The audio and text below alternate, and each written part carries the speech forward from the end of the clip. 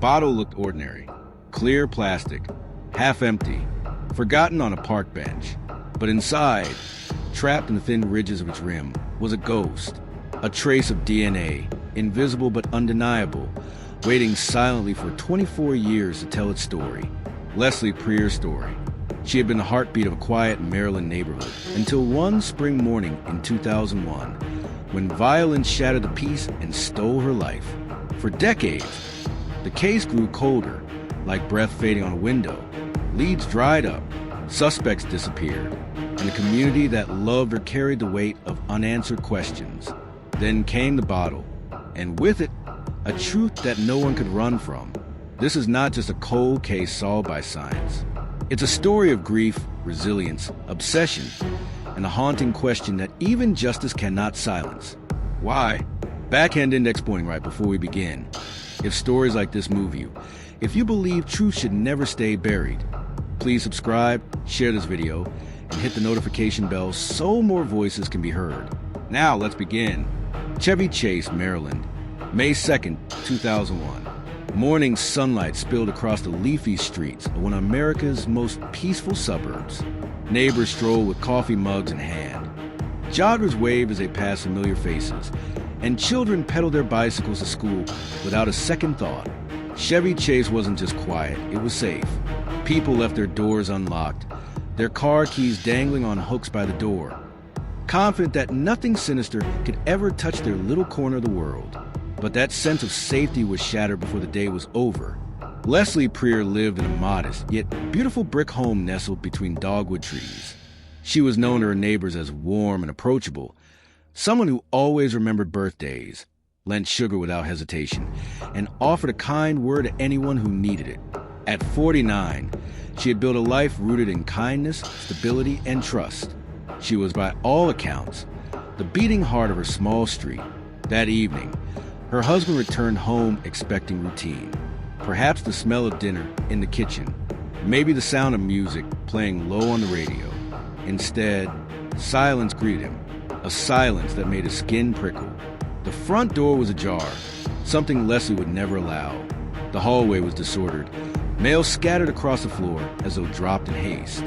One of her shoes lay abandoned near the staircase, not placed neatly as she always did, but kicked aside violently. His breath caught. Something was wrong. Upstairs, his worst fears crystallized. Leslie was there. Her body collapsed in a scene so brutal that it seemed impossible it had unfolded in their home, their sanctuary. She'd been attacked with ferocity that spoke not of theft, but of rage. The house, once filled with warmth, now pulsed with horror. When law enforcement arrived, the quiet street transformed. Flashing red and blue lights painted the dogwoods. Neighbors huddled in disbelief as officers sealed off the home with yellow tape. Mothers clutched their children, whispering explanations they themselves didn't believe. Fathers stared blankly at the ground, as though searching for answers in the cracks of the pavement. Detectives worked the scene with urgency. Fingerprints were dusted, fibers bagged, photographs snapped under the harsh glare of floodlights. But almost immediately, a haunting pattern emerged. The killer had left behind no clear motive. There was no sign of forced entry. Nothing of value had been taken. No enemies could be named. Leslie's life was one of generosity, not conflict. The violence was senseless, almost random, yet the precision of it suggested something calculated. The community reeled. Chevy Chase had never known violence like this. And suddenly, every porch light became a symbol of fear. Doors were locked twice, curtains drawn tight. The neighborhood was no longer untouched. It was wounded. Weeks passed, then months. Leads grew thinner, tips grew colder, and detectives quietly admitted what no one wanted to hear. This case might never be solved. Leslie's family was left with grief and questions that had no answers. But the truth was still out there, hidden in plain sight, not in fingerprints or footprints, but in a small, ordinary object no one thought to notice. A water bottle, one that would sit silently for years, waiting to speak. In the days following Leslie Preer's murder, shock turned into desperation. Detectives promised justice. They knocked on doors, canvassed the neighborhood, and pieced together every hour of Leslie's final day. But the picture never came into focus. The timeline was fuzzy. No witnesses. No sound of struggle overheard. And the brutality of the crime suggested something deeply personal. But personal to whom? Leslie had no enemies, no shadowed past, no secret life. She was a woman of warmth and routine. Her death felt like a puzzle with missing pieces. And the community clung to the hope that answers would come quickly, but they didn't. As 2001 turned into 2002, the investigation began to stall. Leads fizzled. Suspects were questioned and cleared. Forensic science was advanced for its time, but not advanced enough. DNA samples existed, but the technology to properly analyze and cross-reference them was limited. What investigators had in their hands wasn't dead end. It was simply too early. They didn't know it yet, but time itself will become both the enemy and the eventual savior of the case. Meanwhile, Leslie's family carried their grief like a heavy stone. Her husband struggled with the emptiness of the house. The laughter, the warmth, the small rituals of daily life, all gone.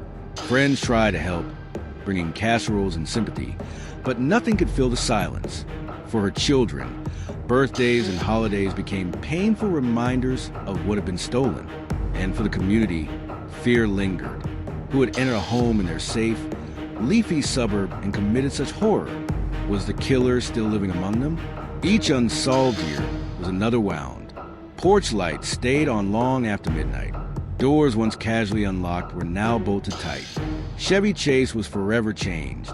Detectives, too, felt the weight.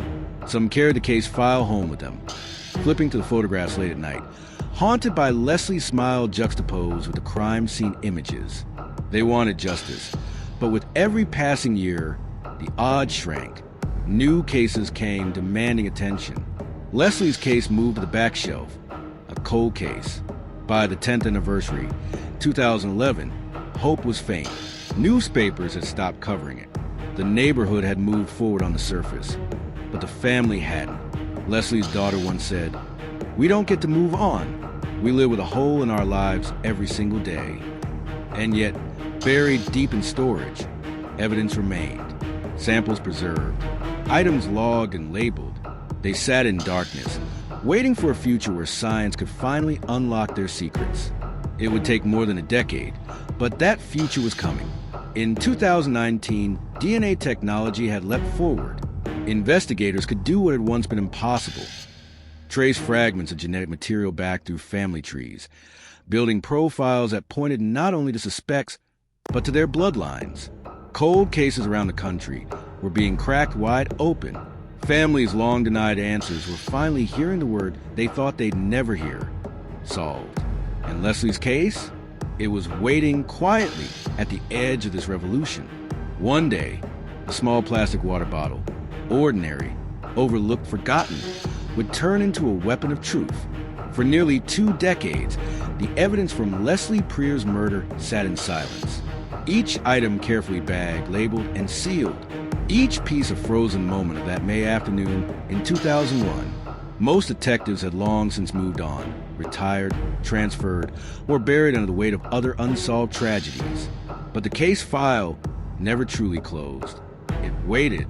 In early 2019, a new cold case unit was reviewing forgotten files across Maryland. The detectives assigned to Leslie's case weren't there in 2001. They weren't burdened by years of dead ends, but instead fueled by the determination that modern technology could succeed with a past that failed. They pulled out the boxes, unsealed the bags, and started to review every scrap of evidence with fresh eyes. That's when it happened. An intern cataloging items picked up a plastic water bottle. It was ordinary, the kind you'd toss away without a thought. Half crushed, its label faded. To the original investigators, it had been nothing more than debris. But in 2019, it was different. This was not trash.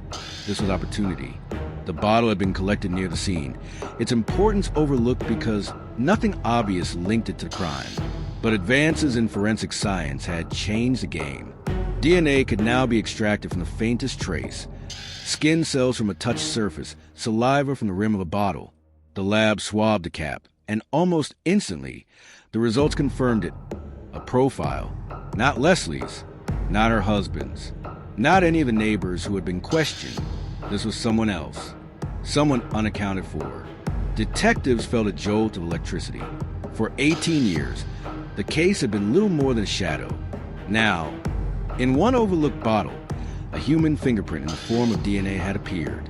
The profile was uploaded into CODIS, the Combined DNA Index System, a national database of known offenders. For days, detectives refreshed the system, waiting for a hit. But when the results came back, it was crushing. No direct match. Whoever this person was, they had never been arrested for a crime serious enough to require their DNA to be logged. It might have ended there, another false start in a case full of them. But 2019 was not 2001. A new tool was emerging, genetic genealogy. With it, detectives could build out a family tree, tracing relatives of the suspect through distant DNA connections submitted by ordinary people to ancestry websites. So they tried. Bit by bit, names appeared. Second cousins, distant uncles, genetic threads weaving into something larger. Detectives huddled over computers, pinning connections on whiteboards, mapping generations. What began as a single strand grew into a network pointing, slowly but surely, toward one man. For the first time in nearly 2 decades, Leslie's killer had a shape. A name was within reach.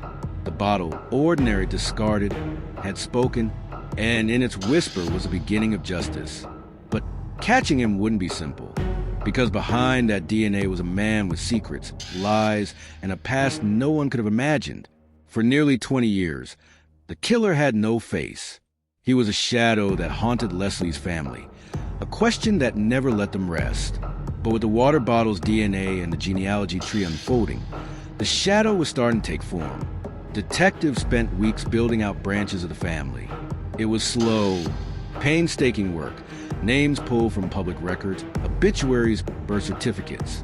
Relatives who had no idea they were even connected to a killer became critical pieces of the puzzle. Each line drawn on the whiteboard narrowed the search until, at last, one branch stood out. It led to a man named Stephen Odell. Stephen wasn't on anyone's radar in 2001. He had no criminal record that connected him to violent crime. He had lived quietly, worked odd jobs, moved frequently. To his neighbors, he was unremarkable, forgettable, the kind of man who blended into the background of life. But his DNA told another story, a story written in saliva left on a water bottle 18 years ago. The discovery rattled detectives. How could someone so ordinary carry the weight of such brutality? And if Stephen Odell was a man, why Leslie? What was the connection? To be sure, investigators began digging into his past. They found fragments. In 2001, Stephen had worked sporadically around Chevy Chase. Landscaping, handyman jobs, the kinds of gigs that took him door to door in quiet neighborhoods. Records showed he'd been in the area at the time of Leslie's murder. He wasn't close to her, but proximity alone made him possible. Detectives put him under quiet surveillance. They followed him as he went about his daily routine, driving to the store, walking into gas stations, living his life like nothing had ever happened. Watching him, they felt an eerie dissonance. Here was a man eating sandwiches, pumping gas, paying for groceries, all while carrying the memory of violence that had destroyed a family. But DNA didn't lie. The next step was confirmation. Detectives needed a fresh sample, something collected without his knowledge. They tailed him for days until one night, he tossed another plastic bottle into a trash can outside a convenience store. The bottle was retrieved, bagged, and rushed to the lab. Days later, the call came. A perfect match. Stephen Odell was a man who had been inside Leslie's house that night in 2001. The ghost had a face. The shadow had a name. When Leslie's family was told, emotions collided. Relief that a suspect had finally been identified. Anger that it had taken so long. Grief, reopened and raw, as if she'd been taken from them all over again. But justice wasn't complete. Identifying him wasn't enough. Now came the interrogation. The moment Stephen would be confronted with his past, his lies, and the crime he had evaded for nearly 2 decades. And when he opened his mouth, detectives would hear not only his defense, but the unsettling possibility of a motive more chilling than they ever imagined. The interview room was cold. Its white walls bare except for a ticking clock that seemed louder with each passing second. A metal table sat in the center. Two chairs pulled close, as though daring the man who sat in one of them to speak. Stephen Odell shifted uncomfortably. He wasn't handcuffed yet, but his posture betrayed unease. He tried to appear calm, but the tightness around his jaw, the restless tapping of his fingers, revealed cracks. Detective Harris slid a thin folder across the table. "You know why you're here, Stephen?" Stephen avoided his eyes. "No idea. You people just dragged me in here." Harris opened the folder slowly. Inside were photographs of Leslie Preer, her smile forever frozen in happier days. Next to them, grainy crime scene photos. Stephen's gaze flickered, then darted away. "You were in her house on May 2nd, 2001, Harris said firmly. Stephen gave a short laugh. "Too sharp to be real. That's ridiculous. I don't even know who she is." Detective Monroe, sitting across from him, leaned forward. "We have your DNA, Stephen.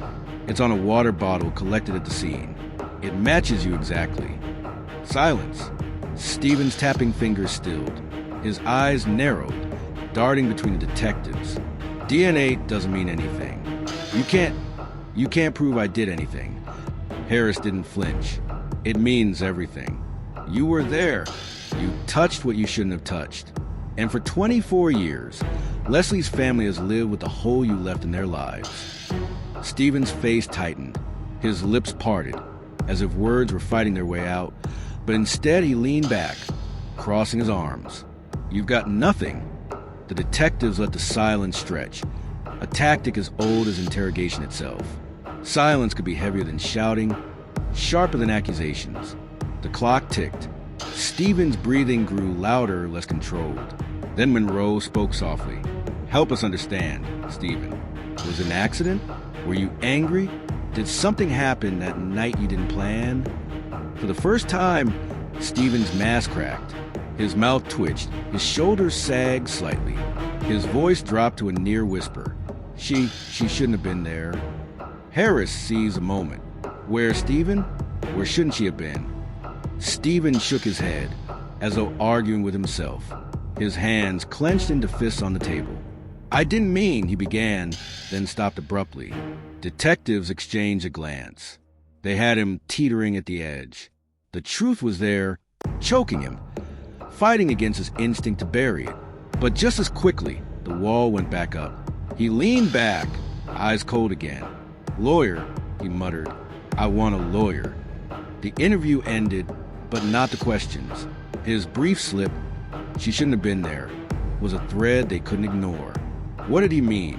Was Leslie in the wrong place at the wrong time? Or had she stumbled upon something she was never meant to see? The DNA had caught him, but his words suggested something darker. A motive still hiding in the shadows. After Stephen Odell's interrogation ended with his cold demand for a lawyer, detectives were left with more questions than answers. His brief slip, "She shouldn't have been there," hung in the air like smoke, impossible to ignore. What had Leslie walked into?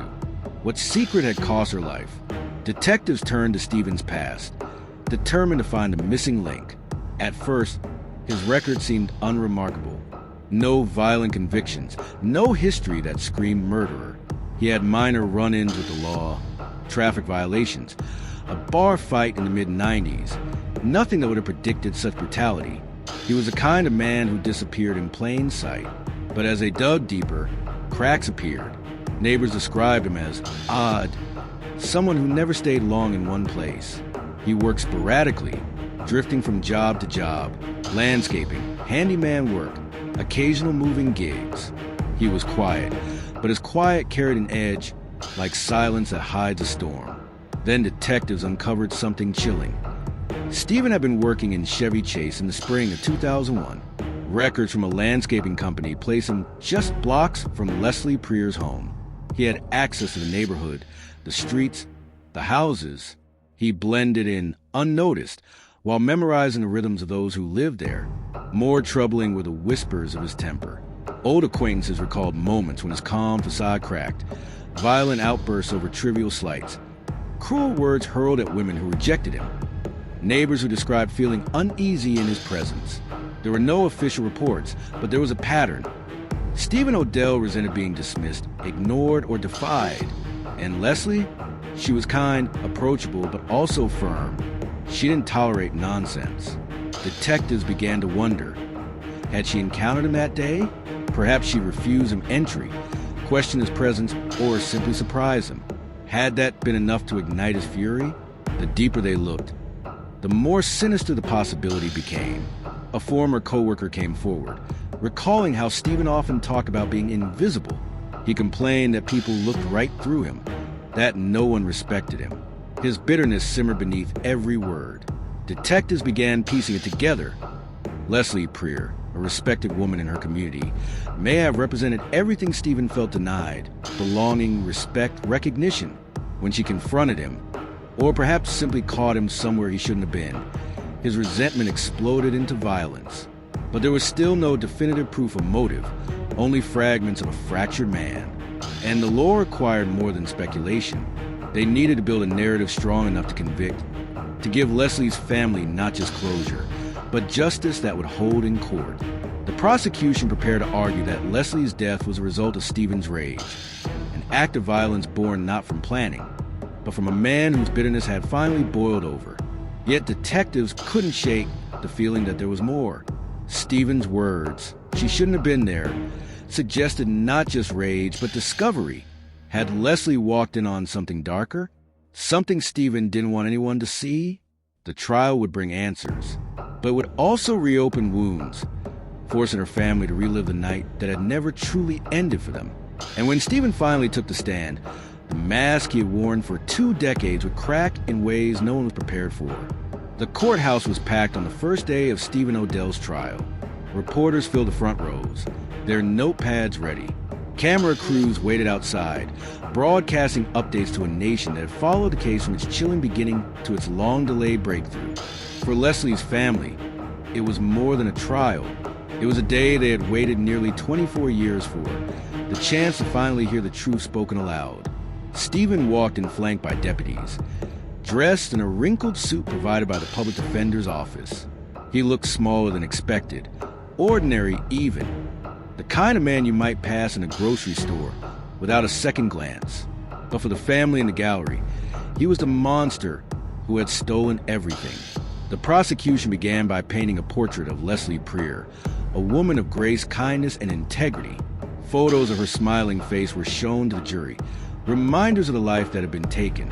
Then came the crime scene images, stark and brutal. Gasps rippled through the courtroom. The contrast between who Leslie was and how she had been taken cut through everyone present. Then the prosecution turned its focus to Stephen. They outlined his erratic employment, his presence in the Chevy Chase neighborhood at the time of the murder, and the violent temper simmering beneath his quiet exterior. But the centerpiece of their case was the DNA, the water bottle that had finally given Leslie her voice. The forensic expert took the stand, explaining in detail how skin cells and saliva had been extracted, analyzed, and matched with near absolute certainty to Stephen Odell. "There is no mistake," the expert said firmly. "The DNA belongs to him." Stephen's defense attorney countered with doubt. He argued that the bottle could have been planted, mishandled, or contaminated. He insisted there was no direct evidence placing Stephen inside Leslie's home, no eyewitness, no murder weapon.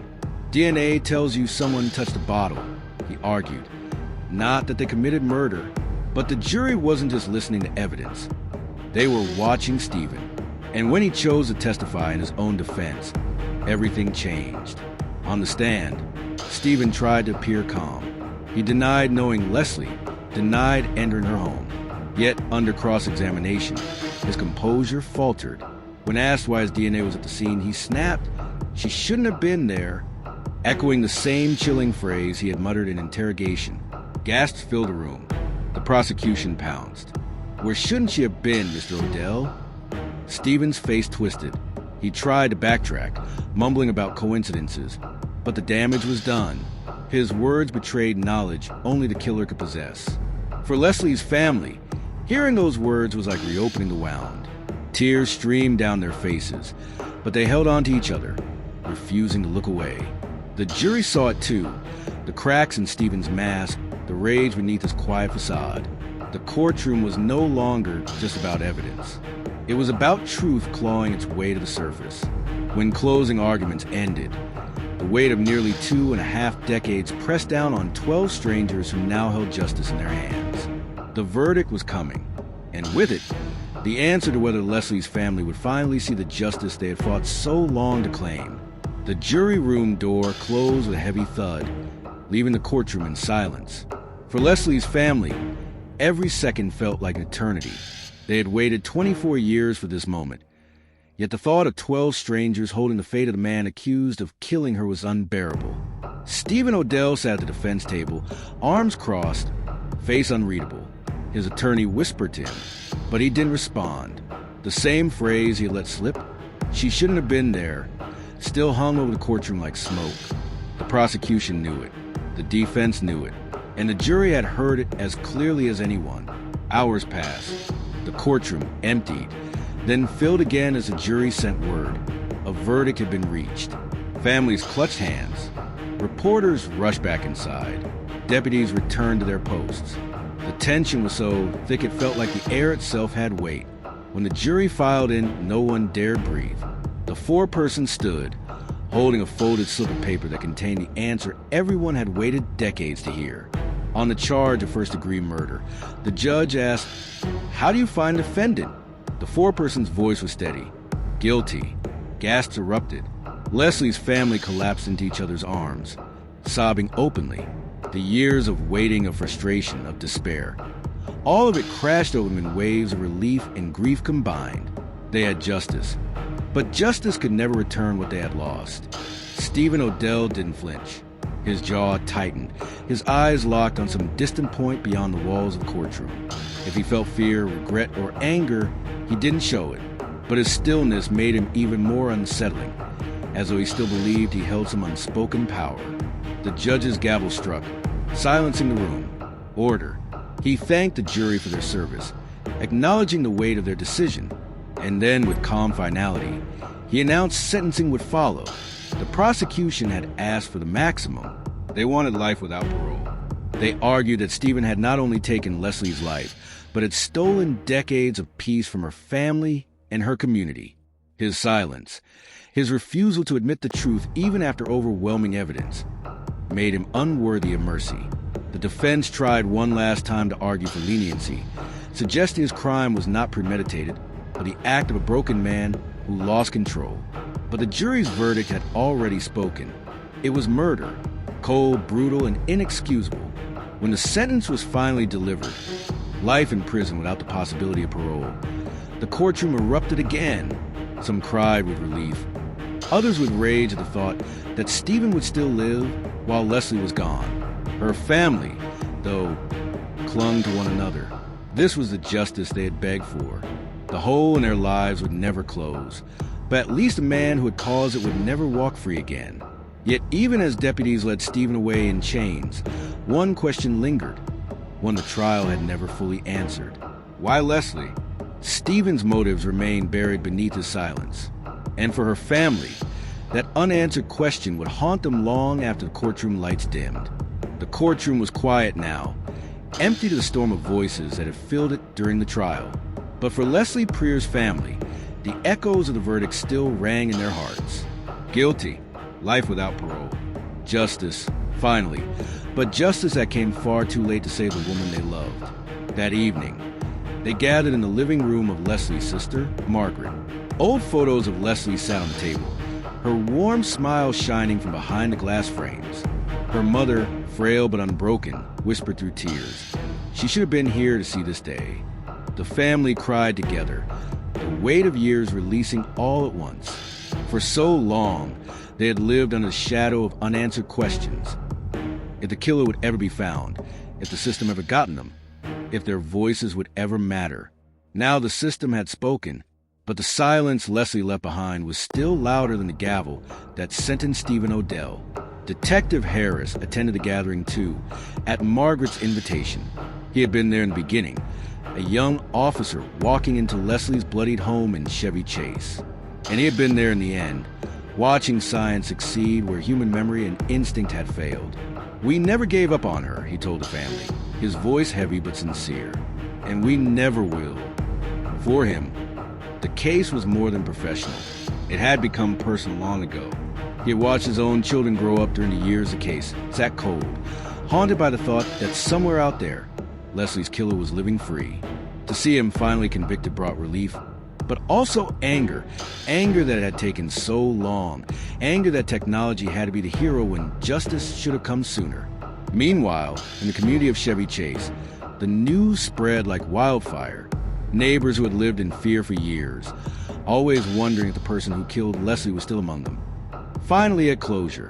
Yet the story also reignited painful conversations about trust in the justice system, about how easily victims could be forgotten until a lucky break pulled their case back into the light.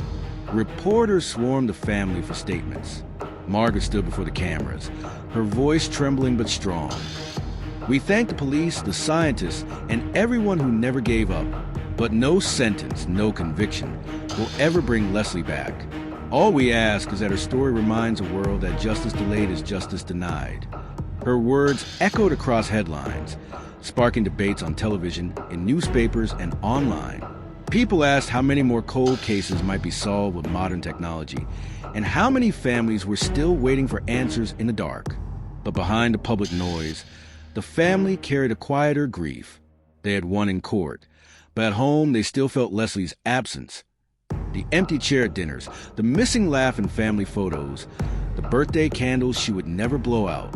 As night fell, Margaret whispered prayer, looking at Leslie's picture on the mantle. We did it, Leslie. We finally did it. Rest now. But in the back of her mind, the haunting question remained. Why had Stephen Odell chosen Leslie? What secret, what darkness drove him to take her life? The trial had ended, but the mystery of his motive was still an open wound. Stephen Odell was behind bars. The court had spoken, the jury had delivered, and the judge had sealed his fate with the weight of life without parole. To the outside world, the story was over. The killer was caught, the family had justice, and the community could breathe again. But for Leslie Preer's family, the end of the trial wasn't truly the end, because one question still clawed at their hearts. One that no DNA test, no verdict, and no prison sentence could answer. Why Leslie? The detectives had searched for a connection. They dug through Stephen's past, traced his movements, and re-examined every scrap of evidence. There was no sign he knew Leslie personally. No shared acquaintances, no hidden relationship, no grudge that anyone could uncover. By all accounts, they were strangers. So why had he chosen her? Why had her home, her life, been the one he decided to steal? Some believed it was random, a cruel twist of fate. Others thought it was opportunity. That Stephen, a man teetering on the edge of violence, had simply been in the wrong place at the wrong time and let his rage consume him. But to Leslie's family, that explanation fell hollow. Randomness couldn't explain the brutality, the rage that had torn their world apart. Years later, Detective Harris admitted that it was the question that kept him awake at night. We solved the case, he would say quietly, but we never solved the man. Stephen had never confessed, never shown remorse, and never spoken of motive. He carried the answer to his grave expressionlessly, like a secret he intended to take with him. For Leslie's mother, that silence was its own cruelty. He killed her twice, she once whispered, first with his hands and second with his silence. And yet, amidst the grief, there was something else that lingered: resilience. Leslie's family had endured more than 2 decades of uncertainty, of being told to be patient, of fearing they might never see justice. And they had stood tall through it all. They had turned their pain into strength, their grief into advocacy, their sorrow into a voice that demanded the world remember Leslie's name. The water bottle that solved the case became more than evidence. It became a symbol, a reminder that even the smallest trace, the tiniest fragment of truth, can outlast lies, silence, and time itself. Science had spoken where men had failed, giving a murdered woman back her voice. And so, while the question of why would forever linger, the answer to another question became clear. Did Leslie's life matter? Yes, it mattered enough to spark a decades-long fight for justice. It mattered enough to remind the world that cold cases can still burn with truth, And it mattered enough to prove that even when justice is delayed, it can never truly be denied, so long as those left behind refuse to forget. As the family placed fresh flowers at Leslie's grave on the anniversary of her death, Margaret whispered into the wind, "We may never know why, but we know this: you didn't win. You are still here with us, and you always will be." And with that, the story of Leslie Prier's case closed.